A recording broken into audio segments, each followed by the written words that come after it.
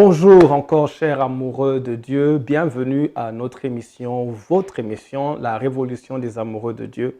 Une émission conçue pour nous aider à intensifier notre amour pour Jésus-Christ, l'époux.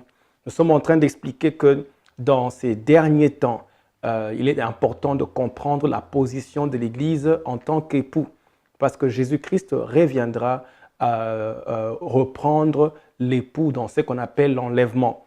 Et j'ai expliqué que l'enlèvement prendra place avant la période qu'on appelle la tribulation. C'est-à-dire que l'Église, l'épouse de Jésus-Christ va attirer son épouse. Il va attirer son épouse vers lui dans les airs. Il ne va pas toucher la terre, il va revenir, mais rester dans les airs et attirer son épouse vers lui.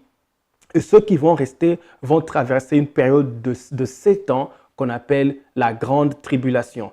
Comme j'expliquais, c'est un moment de souffrance sévère, un moment très pénible, d'adversité pénible, tribulare qui vient du mot presser ou torturer. Vraiment, bien aimé, je voudrais revenir sur ce que j'ai dit avant. C'est une période que tu ne veux pas rater. Si tu ne connais pas Jésus-Christ, si tu n'es pas amoureux de Dieu, c'est le moment de vraiment te repentir et donner ta vie à Christ. Et si tu es sauvé, choisis de marcher dans la sanctification, te séparant de tout cela qui peut gagner, conquérir ton cœur. Parce que tu ne veux pas vraiment rester dans cette période-là qu'on appelle la grande tribulation. Le mal que nous connaissons maintenant, nous savons que le mal est en train de se répandre, mais le mal que nous connaissons maintenant, le mal que nous sommes en train d'expérimenter maintenant, n'a rien à voir avec le mal qui prendra place pendant cette période de la grande tribulation. Le mal va atteindre son paroxysme, le point le plus élevé du mal. D'ailleurs, la Bible nous explique dans 2 Thessaloniciens, chapitre 2, verset 7, la Bible dit « Car le mystère de l'iniquité, c'est-à-dire le mal, le mystère du mal, agit déjà. » C'est-à-dire que déjà maintenant, le mal est en train d'agir. Le mystère du mal est en train d'agir.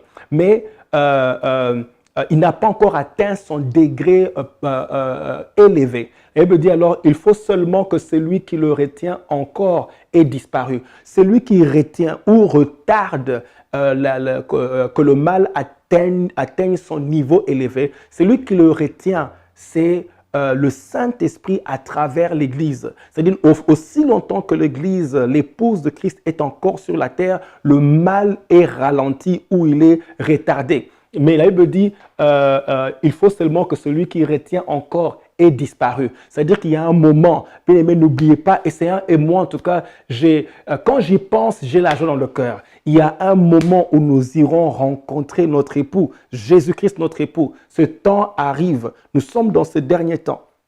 Nous ne voulons pas rester, nous voulons aller dans les airs, rencontrer notre époux. La Bible dit en entendant, pendant que nous sommes ici, notre présence ralentit le mal. La présence de l'Église ralentit le mal parce que le Saint-Esprit est en train d'agir avec efficacité dans l'Église. Et à cause de la présence du Saint-Esprit dans l'Église, le mal est retardé. Mais dès que nous serons emportés, dès que nous serons enlevés, la Bible nous explique, et alors paraîtra l'impie, que le Seigneur Jésus détruira par le souffle de sa bouche et qu'il anéantira par l'éclat de son avènement. Ici, on parle du deuxième. Ici, cette ligne ici parle de l'enlèvement et cette ligne ici parle du second retour de Jésus-Christ. C'est deux choses différentes. L'enlèvement, c'est quand Jésus-Christ vient dans les airs, il reste dans les airs et il attire son épouse vers lui. Mais le second retour de Jésus-Christ, c'est quand Jésus-Christ revient avec les saints pour régner sur la terre pour une période de 1000 ans. Donc on a compris. Mais ce que je voudrais expliquer ici, c'est que après l'enlèvement, c'est une période où l'impie, où l'homme de la révolte, l'homme sans loi, le méchant, l'être mauvais, c'est ce que l'impie veut dire. L'homme sans loi, c'est celui-là qui va régner avec une puissance satanique sur toute la terre. Et c'est là que le mal va vraiment battre son plein. Tu ne peux pas rater l'enlèvement. Nous devons nous préparer. C'est pour ça que je suis en train d'expliquer que dans ces derniers temps, l'Église doit comprendre. L'Église doit comprendre sa position d'épouse. Parce que quand Christ viendra, il viendra pour l'épouse.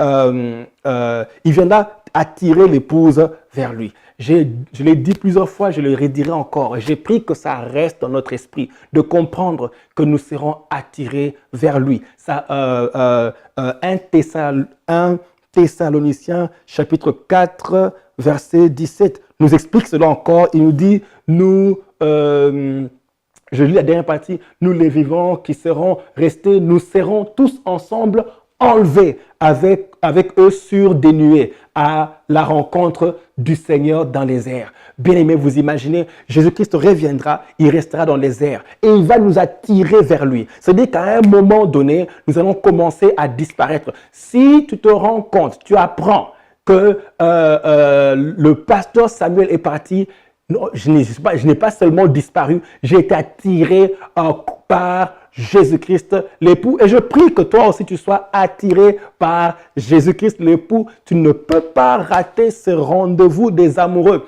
Je voudrais dire qu'il y a un grand rendez-vous des amoureux. Il va prendre place à l'enlèvement où Jésus-Christ, l'amoureux de nos âmes, va nous attirer vers lui. L'Église sera attirée dans sa qualité d'épouse. Jésus-Christ attirera l'Église dans sa qualité d'épouse. Je vous expliquerai un peu comment cela dans les détails, en détail dans les prochaines émissions. Comment, c'est bien clair, c'est bien expliqué. Dieu explique que Jésus viendra pour l'épouse et c'est pour ça que nous, en tant qu'Église, devons comprendre cette dimension. Qu'est-ce qu'il y a dans cette dimension qui fait que Jésus-Christ ne vient que pour l'épouse? Et c'est dans cette dimension-là que nous devrions être en train de nous préparer maintenant, dans cette saison.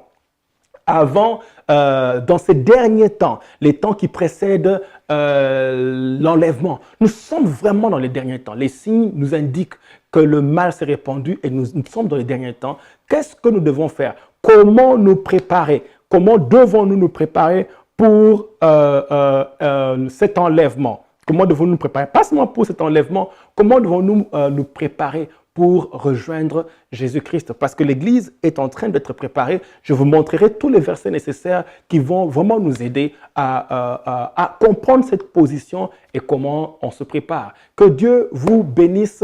Ne ratez pas les prochaines émissions. Nous allons continuer à développer, entrer dans plus de détails. Vraiment, soyez bénis et que votre amour pour Dieu continue à s'intensifier. Que Dieu vous bénisse et à plus tard. Au revoir.